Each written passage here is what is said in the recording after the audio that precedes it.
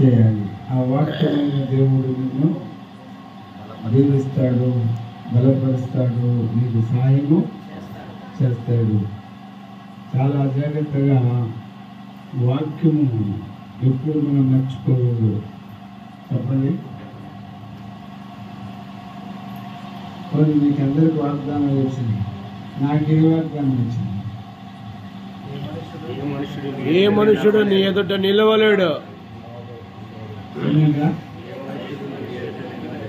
మరి మాటకు అర్థమైంది.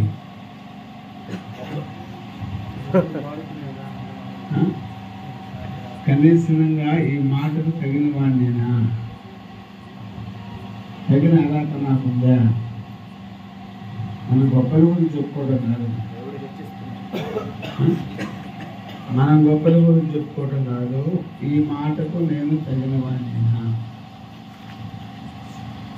అంటే ఆయన తలుచుకుంటే ఏదైనా చేస్తాడు కాదు, చేసి చూపిస్తాడు. కనుక ఆయన పిల్లలను ఆయన మర్చిపోయేటువంటి దేవుడు కాదు.